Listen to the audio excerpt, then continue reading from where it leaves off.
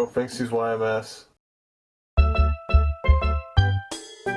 Super Mario 64. During my childhood, this all-time classic eluded me for a long time. The Nintendo 64 was one of the most played systems for me and my brothers, playing games like Super Smash Bros., Mario Party 2, Pokemon Stadium 2, GoldenEye 007, and everybody's favorite N64 game, Cyber Tiger.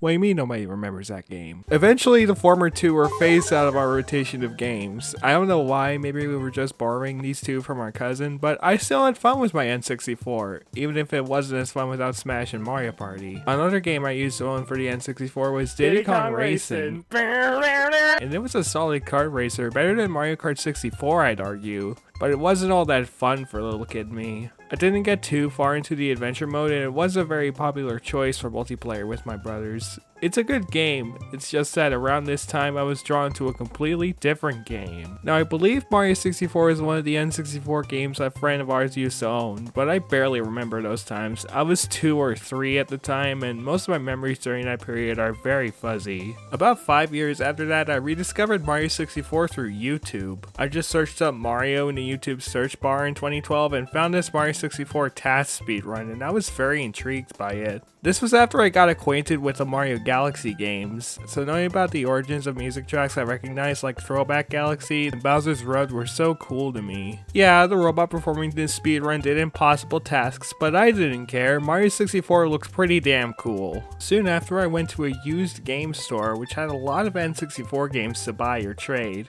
and while I admit I could have gotten Smash Bros or Mario Party 2 during my visit, I was too hooked on Mario 64. I had to have it. So I decided to part ways with Diddy Kong Racing and trade it in for Mario 64 at this store. I felt powerful finally having this game in my possession, so I put in the N64, turned it on, and I was amazed by everything on display. Even cooler, it was a used copy. All 4 save slots had stars on them, so I decided to head into slot C with 90 plus stars and explore all over this castle. It was so cool going through all of these unique worlds and collecting the already collected stars. It was awe-inspiring, and it remains a part of my physical N64 collection to this day. Looking back on Mario 64 now, I do admit it hasn't aged the greatest in my opinion. It's still a great game, I love many aspects of it like the hub world and most of the levels, but I wouldn't call this the best 3D Mario ever. The controls are smooth, but sometimes the physics can screw you over. The power-ups aren't all that exciting aside from the wing cap, and some of the later levels like Tall Mountain and especially Rainbow Ride are a pain to traverse through. Screw that level especially, that can go die in a fire. All of these issues kinda hinder this game from all-time status in my humble opinion.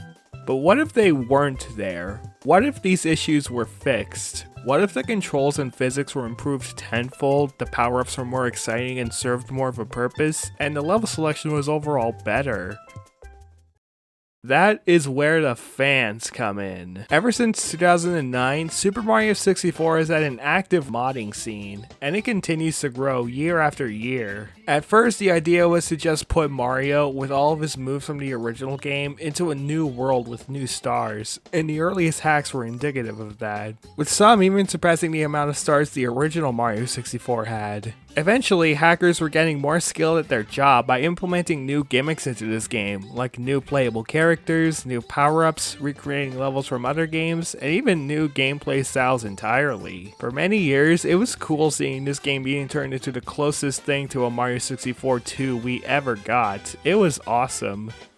And sometimes kinda cursed. However, as 2020 rolled around, things started to go crazy. Everybody was stuck at home and bored, so what do some people on 4chan do? Commit an e-felony. The Nintendo Giga Leak gave us a ton of unused and beta elements of our favorite Nintendo games and systems, and the biggest discovery out of all of this was Mario 64's entire source code. Not only did we get the unused 3D model for Luigi that was finally reassembled exactly 24 years and 1 month after Mario 64 released, but the game was also decompiled and ported to PC. Any version of this PC port, whether it be Render 96 or Super Mario 64 Plus, became the definitive way to play the original game. With better graphics, widescreen resolution, and enhanced frame rates, and so many extra options it features to truly make your own personalized Mario 64.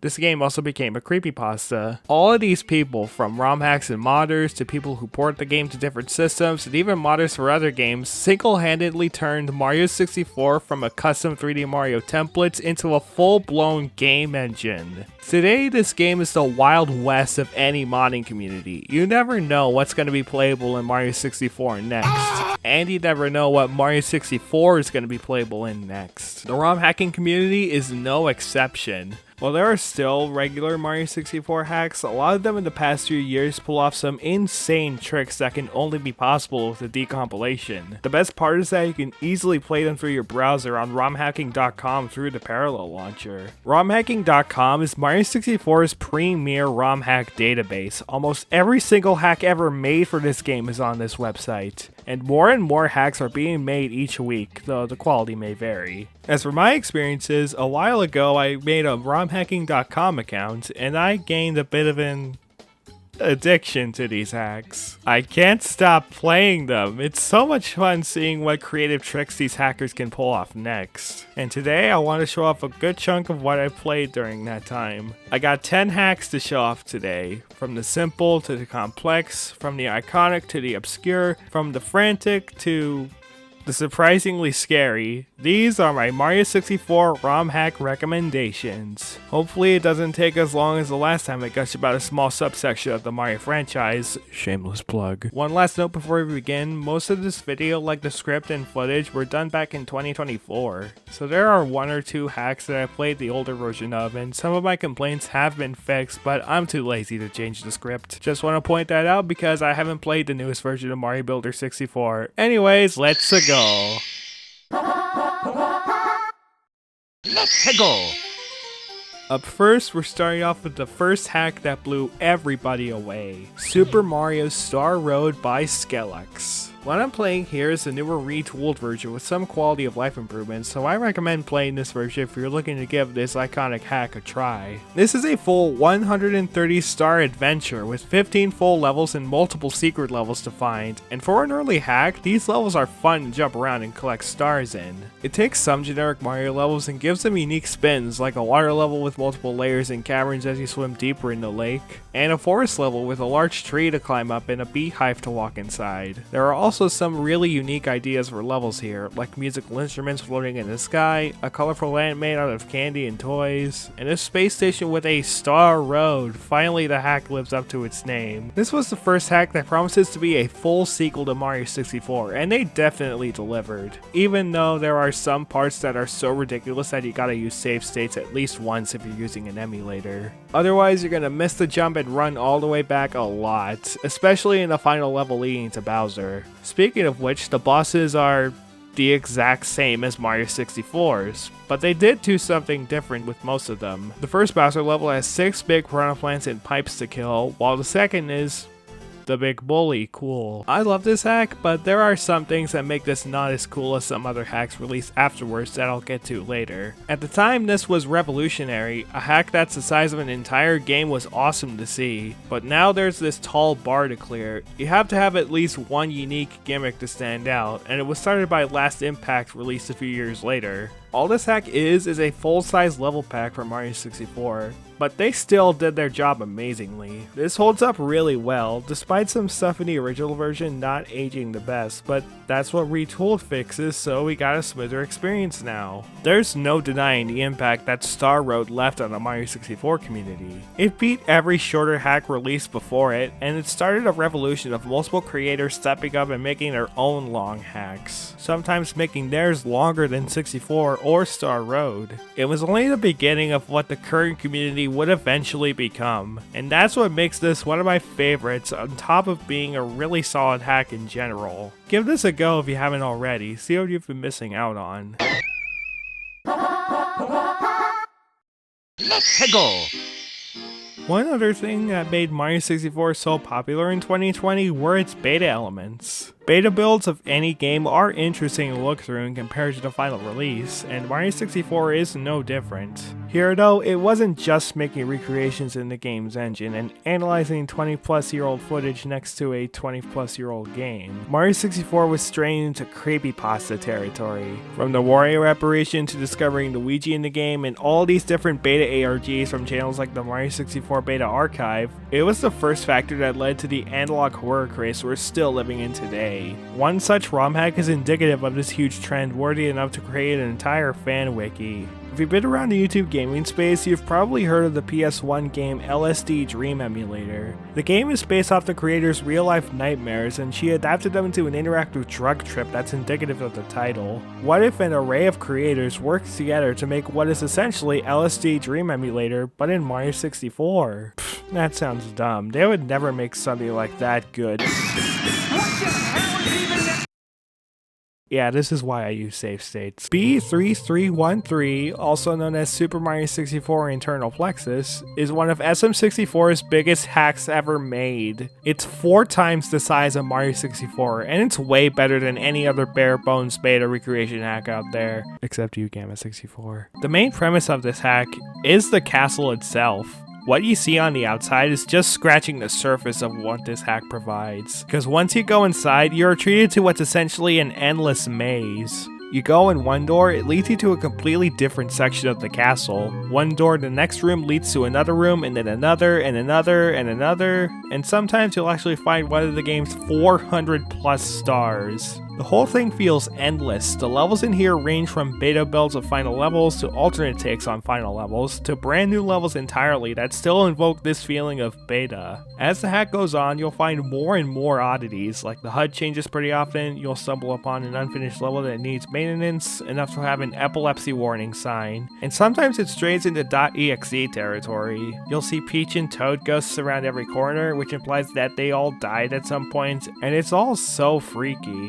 I'm someone who doesn't really handle horror, so this is probably the first Mario 64 hack that makes me hesitate to keep moving, and I think they did their job really well. It's also one of the first examples of a horror sandbox, since there's so much to do here and yet some paths just lead to a spook. Despite all the freakiness on display, perhaps you could see this as a Mario playground. It could give you nightmares and it feels like a fever dream a lot of the time. But hey, at least it's basically an endless level pack for Mario 64, and it's styled after the beta too. That's gotta be cool for some people, right? Honestly, this is worth a look by itself. It's a weird anomaly of a mod, and it's so popular to the point where there's even an unofficial sequel with more stars somehow. For now, I'll end this segment by showing you a weird looking shape I found. It has nothing to do with the hack, I just felt curious. It can barely be considered a shape, it just looks like an incoherently designed blob. Yeah, that's about it, moving on. Wait, what do you mean it's the entire castle map? Let's go! Up next, we have the first of a few ROM hacks made by the extremely talented Kaze Emanuar. I could make a separate video on every hack he's made because he's the most interesting hacker of the entire Mario 64 community. Despite this being very simple compared to everything else he's made, it is still really cool though. The concept of randomizers in gaming has always sounded fun. There are PC adventure games having different NPCs to talk to on each playthrough, and dungeon crawlers having randomly generated stages, but I'm not talking about those. I'm referring to hardcore modders going into a game's files and making a program that essentially randomizes the locations of every main collectible, randomizes entrances and exits, randomizes music and sound effects, you name it, they shuffle it. These add a new level of challenge to a game that forces you to relearn the game world entirely and comb it from front to back to find whatever you can to potentially beat the game. There are randomizers out there for games like Zelda and Pokemon, but it can still be done for platformers too, and Mario 64 is one of the more fun ones out there. There are multiple settings you can toggle in-game, like changing the required star count for completion, randomizing the aesthetics like Mario's hat and overall colors, as well as coin and star colors, changing if you're allowed to leave a level after collecting a star or not, randomizing level warps, spawn locations, and music, and there's even a green demon setting for an extra layer of chaos. This mod truly is a scavenger hunt playground, and not the losing sleep kind. All you have to do is enter the seed number or just let the game pick a random one, adjust settings to whichever you feel like, and go to town. Your runs with this game could go in multiple ways when when entering a level. Either it's going to be pretty smooth with multiple stars in a line and you'll be able to complete the level pretty easily, with the easiest example being Womp's Fortress, or it's going to spawn a star on a slope that's damn near impossible to stay stable on and you're likely just going to miss and die like in both snow levels. Seriously, Cool Mountain and Snowman's Land has caused me a lot of trouble on older playthroughs and it was a pain. A lot can happen in a randomizer run. Your road to Bowser could go either very quickly or longer than how long the game usually goes for. Honestly, there isn't much else to say. What you see is what you get in this case. It's not as infinitely replayable as Zelda or Pokemon randomizers, but it's still a blast nonetheless. I dig it a lot. Let's go! And now we have one of the latest innovations in a Mario 64 modding community, Mario Builder 64. This is basically the 3D Mario Maker that I, along with many other people, have always wanted. There was a different attempt at that by Kaze Amanuar many years ago, but it's more of a proof of concept looking back. This is a full-on in-game level creator with multiple different level objects and settings, and it's very easy to get into. You can even share your levels and also download other people's levels by putting them on a virtual SD card if you're playing through the parallel launcher. I mean, I'm not really the creative type myself, but there are so many levels out there by different creators and fans that can show off this editor's potential so well. Similar to game styles in Mario Maker, there are two styles of levels that can be made: Vanilla Mario 64 and Beyond the Cursed Mirror, which I'll get to in due time. Mario 64 is easy for beginner designers to get into, while Beyond the Cursed Mirror is more advanced and has more options for levels in general. I'm hoping more styles get added in updates, like a beta style would be pretty sick. That's just the beginning. You can make any obstacles you want for Mario to traverse through, with blocks, slopes, enemies, every boss in the game, you name it. You could have one of over 100 music tracks as the background music, add a coin star you can customize, put in a Koopa the Quick Race with a customizable route for it to run through, put in rain or snowfall filters, and so much more. Depending on the size of the level you put in first before creating it, the possibilities are endless. One idea I have is an homage to a Mario Galaxy Purple Coin Comet. Just place 100 red coins anywhere in the stage and have people look for all of them. The purple coin music is in the game, so at this point there's probably at least one out there. I mean, I wish there were more settings for levels like customizable text boxes, sub areas, and having it so that the coin counter doesn't reset every time you die. And I know that makes sense for the purple coin idea I just brought up, but it's so annoying when trying to go for a regular 100 coin or especially 200 plus coin missions. Issues aside, this is still a really solid level editor. From all the user created levels I've played, I'm looking forward to seeing more creators run wild with this thing. If you want to play the levels I played for this video and more for yourself, I highly recommend checking out levelsharesquare.com, the premier database for Mario Builder 64 levels, as well as other Mario level creators to check out if this suits your fancy. But seriously, fix the text boxes. Having so many of your NPCs just say is so backwards for a Mario game. I want more personality, damn it. Okay, so as I was editing this video, I just found out that Mario Builder 64 has been DMCA'd by Nintendo over on romhacking.com. Wonderful. You can still get it through Game Banana and Level Share Square is still up, but man, way to ruin everything once again, Nintendo. Thanks. Let's go! Up next, we have Mario Party 64 by Mr. Comet, creator of other popular hacks like Super Mario and the Monstrous Manor and Princess Peach Sex Hack. I swear, it's not what you think. This is a really cool hack. It takes each and every board from the first Mario Party game, as well as a few minigames, and reimagines them as Mario 64 levels. These include Mario's Rainbow Castle, DK's Jungle Adventure, Yoshi's Tropical Island, Peach's Birthday Cake, Wario's Battle Canyon, Luigi's Engine Room, Bowser's Magma Mountain, and Eternal Star. Each level recreates all the 2D PNG backgrounds of said boards into explorable levels, even the inaccessible areas from the game, down to the last detail. It's really neat. Plus, each board also has an extra minigame stage, like diving for deep sea treasure and treasure divers, surviving on descending mushroom platforms in Mushroom Mix-Up, trying to stay on your cart over lava and Handcar Havoc, and racing to the end of a dangerous obstacle course on a Koopa shell in Skateboard Scamper. There's also an extra minigame in between each area to progress, but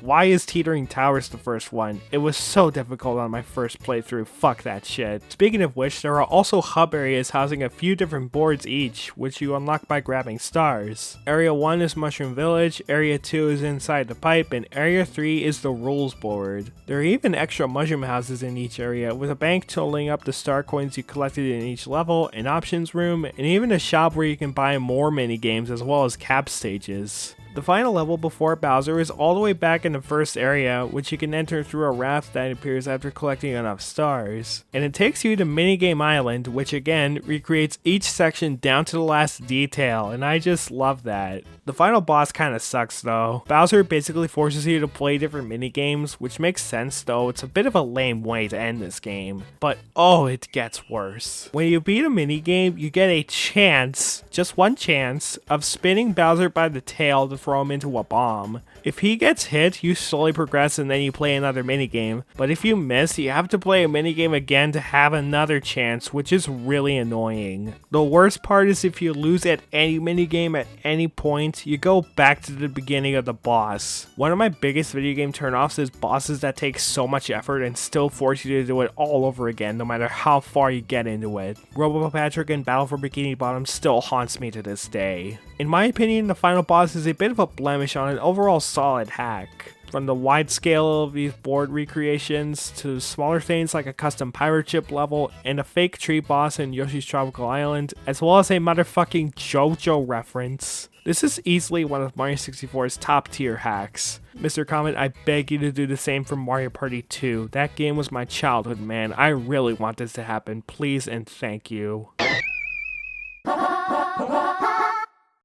Let's go! Our next Kaze hack is Peach's Fury. From the moment this hack started up, I felt so amazed. I know the footage looks kinda crusty, but if you actually play this on emulator or even on console, then you'll see what I mean. Everything looks incredible. From the enhanced frame rate to the GameCube style graphics, it all looks sublime. The plot here is that you have to pay off the debt you made by buying too much pizza. Yo, this is a short 25-star hack and goes for an open world approach similar to Bowser's Fury or another Mario 64 hack, Mario's Vacation Course, which I played the year before and is also really good. There's so much to explore and collect, with an improved Odyssey-like moveset for Mario, a Cloud Flower you can gain for some extra help, and even some secret warp pipes to short retro-inspired levels. And it's all complemented by the beautiful graphics and the music ported from 3D World and Odyssey. This hack was made for Simple Flip's crossover competition, and also made to show off the improvements Kaze made to the Mario 64 engine thanks to the decomp. This same improved engine will be used in his currently upcoming hack, Return to Yoshi's Island, which, after playing the demo a few years ago, I am still very excited for. It's unfortunately one of many hacks that are still in development and has been for a while with no concrete release date, because the creators have actual lives unlike game devs and their crunch time to turn out a potentially mediocre game. I appreciate the hackers making sure the hack they make is as polished and perfect as possible. It's just at the sacrifice of a steady patience from eager fans. This could be the magnum opus of the entire Mario 64 community. As for Peach's Fury, it is a lovely appetizer for the main course that is currently being cooked to perfection. I apologize if I don't have much else to say, but hey, it's kinda thematic. Consider this a short segment of a short hack. If Return to Yoshi's Island comes out, I might do a separate longer video on it if this turns out to be the masterpiece I've been waiting for. Go play Peach's Fury and the Return to Yoshi's Island demo right now. Give him all the support you can. I just hope Return to Yoshi's Island releases before my death, fingers crossed.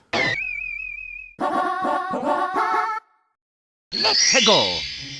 This next hack is an oldie, straight from 2012, and is derivative of Super Mario Star Road, even down to the hack creator being a typo of Scalux's name. As far as I know, Skillux hasn't made anything else, as he doesn't have a page on ROMhacking.com. While Star Road is a beefy experience, Super Mario Rainbow Road is a much shorter hack at 60 stars, and basically a different take on said hack, with 7 main levels and a few extra Cap and Bowser levels. For a hack released during this era, it's pretty well made in my opinion. The hub world is pretty compact, but it makes up for it with the levels being fun to explore and the custom music helping the new levels stand out more. Some level themes are taken straight from Star Road, but there's also a haunted field with a secret Vanish Cap stage, a snow level with a huge tower in the center, and a dark forest littered with piranha plants and jumps over poison to make. Even the final Bowser level has 2 different sections to stand out, though the castle area is pretty small, but still, it's a neat addition. This is probably the most vanilla Mario 64 mod I've played so far. There isn't much else to say because nothing really stands out about it outside of new level designs. I do still think it's worth playing because there's still some value in the oldest ROM hacks released for any game, no matter how poorly it aged looking back. It's fine, but there's way more impressive hacks to show off in the rest of this video, such as... Let's go! I played Mario and the Mystic Purple Stars just for funsies. This hack was made by ProgG, and he hasn't really made anything else worth noting outside of a reverse stage order hack. Oh, this hack has 115 stars, and it's pretty fun. It's got 10 main levels and also 4 extra secret levels, mostly cap stages, which this time around have as many stars as regular levels. I like this idea. It's basically a training area for the cap that you just acquired, even though some stars don't require said cap. They also removed fall damage, which is awesome every time I see it, but it still kicks you out of levels after collecting a star, which is kinda lame if you're going for a 50 coin star and you come across a star that's inches away. Also, red coin stars require 6 coins this time, which I'm not sure is intentional or not, but it's kinda confusing, if a bit less of a nuisance compared to collecting 8 red coins. The levels are fun to go through, even though there's not much going for them in terms of standing out. We got a forest level, desert level, beach level, town level which is abandoned for some reason, lava level, snow level, etc, etc. It's still fun collecting stars, but its main focus is just that, which I don't mind at all. With all these super impressive hacks releasing in recent years, sometimes it's fun to just play something like Mario 74 or Star Road. Just collect stars and have fun, even though sometimes you have to reset before the boss stages. I was about to say Bowser stage, but Bowser isn't even involved here. Instead, we got Usain Koopa the Quick. The first boss is a regular he's sent, but the other 2 levels end in Koopa the Quick races, which are pretty easy, even the final one that ends the game. It's a very anticlimactic ending in my opinion, but at least it's kinda different I guess. I like this hack, but I don't love it. It's a pretty standard but neat little hack. It's like an homage to earlier hacks since this was made in 2020. New hub world, new levels, those are the extent of most of what is new here, but I say it's still worth checking out to see what all the fuss is about. Good hack, moving on. Let's go! This next hack is one I really like but have slight issues with. This is a remake of Escape from the Jail, which I have played once before but didn't get far into at all, while this one is much more manageable in my opinion. This remake was made by AgLab2, who has made some great competition hacks like Golf with Your Mario, Tribal Tropics, and Build Your Facade. The basic plot is that Mario is in jail, now he's got to escape from it by going into paintings. Why does a prison have magic paintings with levels inside them? Who cares? The levels are still fun. These ones in particular look really good. I love certain hacks attempts at enhanced graphics in general. Goomba Valley is your standard first level with a lot of cool gimmicks. Poisoned Winter is basically a snow level over poison, and it adds stuff like growing and flattening cubes and a reworked metal cap. Bitter Badlands has multiple paths with different stars in each. Same goes for Ampersand Furnaces by the overuse of fire. And Strange Sewers is pretty unique with different gimmicks like a switch that rotates an obtuse wall, and a sign that recognizes it's flooding and puts up a wall to block off that area. There are also some secret levels like a lava level where the ground makes you run super fast, an obstacle course with a 2-minute time limit, and a slide level with a loop that makes Mario go Mamma Mia! Like I said before with Ampersand Furnace, weird name by the way, this game loves to use lava and fire in most of its levels to the point where it becomes a huge nuisance. I appreciate a good challenge, but when I constantly hear Mario go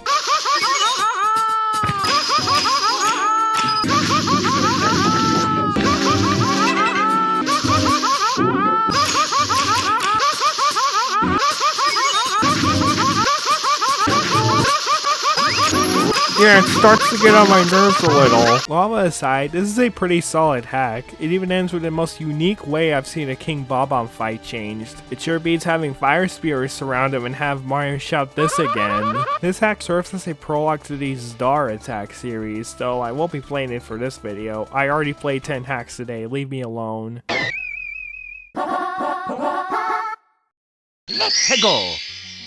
We're finishing this SM64 hack extravaganza with what is currently my favorite Mario 64 ROM hack of all time, Beyond the Cursed Mirror. Look at this opening, man. It greatly mimics how PlayStation AAA titles usually start. Almost like the creator wants this to be the AAA Mario 64 hack. I see what he did there. After the quiet, rainy opening outside Peach's castle, where Mario was invited to stop Bowser again, we see the inside in ruins, with the floors and ceilings crumbled up and the doors blocked off. But there's this one vine Mario can climb up to the high floor, which leads them to the mirror room, where suddenly Metal Mario appears on the other side. Oh fuck! This Mario broke the entire mirror despite just being one small iron Italian. And so to investigate, we go to the other side, open the door, and then bam! Welcome to the back rooms, I guess. After walking through this place and getting acquainted with the new features, we reach a TV set as we're introduced to the showrunner, aka Spamton 2.0, a television host that all this time has been televising Mario's quest to stop Bowser back in Mario 64, and so he is invited to fight Bowser again for one more show. As the show has been teased, we're taken backstage where all these brand new levels reside, and we're tasked with collecting enough stars in the levels to train and progress to the first fight.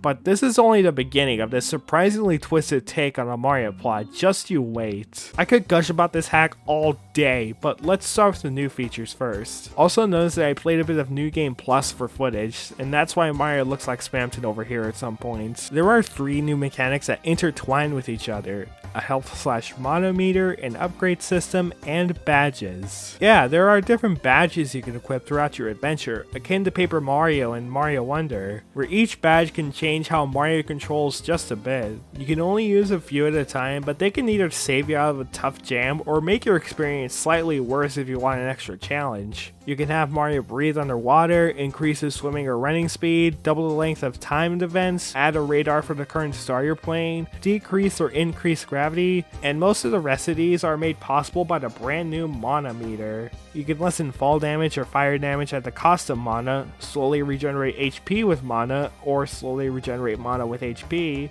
and even lessen the harsh blow dealt with falling out of the stage by costing 1 mana instead of a third of your health. Forgot to mention, you don't get kicked out immediately if you fall out of the level, you just respawn back. It's only if you're really stuck that you're sent back. Then we get to the upgrade system. Upgrades can increase the amount of HP and mana, as well as sometimes add another badge slot to your inventory. You can get upgrades by gaining enough coins and stars throughout your adventure, and for the later bosses in this game, let me tell you, you're gonna fucking need them by the end. But wait a minute, I hear you ask. The max amount of coins I can carry isn't enough for the next upgrade, whatever will I do? Well, there's also a wallet upgrade you can find at each level that adds your overall coin total up by 50. You're also gonna need to find those too. They can greatly help you get the upgrades you need. There's also a costume you can find in each level, but you don't exactly need to collect them all. It's pretty much just a bonus cosmetic change, but I still appreciate its inclusion. Reminds me of Mario Odyssey with its vast selection of costumes. You could be Luigi or Wario, you could be a skeleton pirate, you could be a thwomp on a severed plumber body, you could be a YouTuber who fell off, and you could even be the showrunner himself.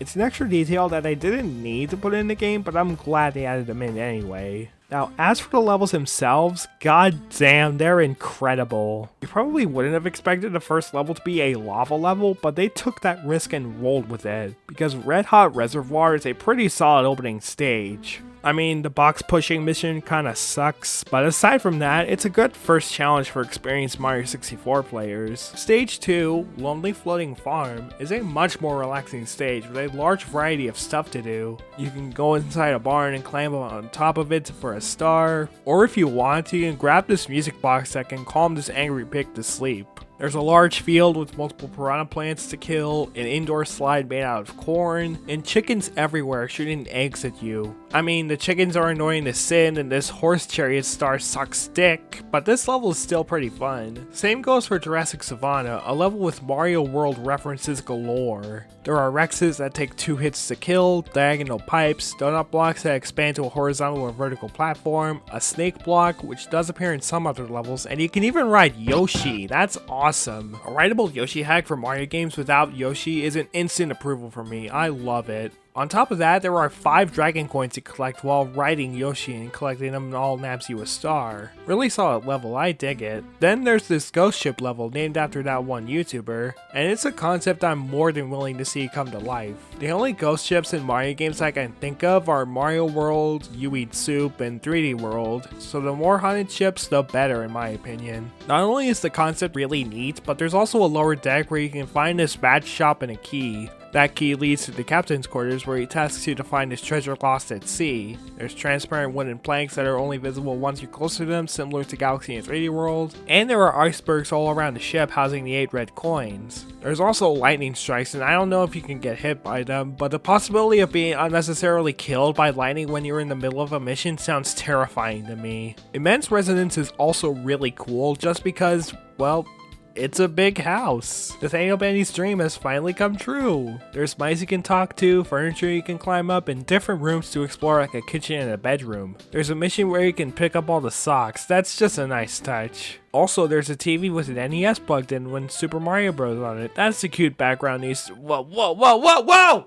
Holy shit, you can go inside it? No way! Retroland might be the coolest level in the game in my opinion. It's in a 2D perspective and the visuals are taken directly from the NES Super Mario Bros. Trilogy. And there are some tough challenges in these areas. Yeah, joke about the so retro meme all you want, but this is the most accurate to the NES games that Mario 64 hack has ever gotten. After playing a recreation of the original SMB that I wish got an updated version, this is a huge improvement on the same concept. Honestly, I could go on for ages on all the different levels to explore, but I don't want to spoil everything in this one segment, and the rest are pretty damn fun. I don't want to spoil all of this plot either, but damn, it's probably the deepest Mario plot I've ever seen, official or not, though I will show off some cool bits early into the game. The first boss level has you facing off against Bowser, who has now been turned into Bowser, and it's revealed he's been forced into this just like Mario has, but this transformation takes over and we're put into this huge rush of a boss fight / obstacle course. After defeating him with rising lava, the showrunner is amazed at Mario defeating Bowser, and thus he decides to turn it into a movie, Mario v. Bowser. He also invites Mario to the Virtual Plex, where the next big boss fight resides. We ground pound the pipes surrounding this giant robot thing called the Producer, therefore the showrunner starts to get really angry at Mario since this was the exact thing he didn't want him to do. He very sarcastically compliments Mario on what he did, and he leaves us with this giant switch, which activates black blocks that now appear in every level for an extra challenging boss fight. It's honestly a cool incentive to go back to previous levels and collect all of these new cosmic seeds. I also want to show off the creative boss of Stage 10, the showrunner's fantastic quiz show. Mario's opponents are a rooster with anger issues and a gay womp, and as the quiz goes on, things get more and more surprisingly real, telling us all the different ways the LGBTQ+ community has suffered throughout the years. I'm all for representation, I just found it odd at first that it's in a Mario 64 hack of all places, and even odder that it results in a boss fight that's probably the easiest in the whole game. Yeah, the boss itself isn't all that memorable, but everything around it from the presentation to the huge amount of gripping dialogue, ending with the showrunner debriefing Mario on his real purpose in all of this, it's done really well that I couldn't hate it one bit. I could go on and on about this entire hack, from all the new power-ups and extra minigames to the huge hub world and the anime pop band for some reason, but this video was already long enough, so maybe I'll talk about this hack on its own another time. Seriously though, it's an incredible ROM hack and one I highly recommend giving a go if you're looking to try out Mario 64 hacking. It will forever be my favorite SM64 hack ever made. Unless Return to Yoshi's Island blows me away a good 10 years from now. Thus concludes this Mario 64 ROM hack retrospective. Let me know in the comments if you want this to become a series, because there's so many others I want to talk about. Heck, maybe I'll do a different video on Mario World ROM hacks eventually. The possibilities are endless. Thank you so much for watching today's video. It's one I've been planning for a long time and I hope you enjoyed it. I promise I won't be as absent this year. I've been busy with so much other stuff and I'm hoping 2026 won't be as filled up for me as the last. There's a bunch more videos to come very soon, so be sure to ring the bell and be notified of what I'm putting out next. Anyway, that's pretty much it. Drop a like and hit subscribe. Have a good rest of your day.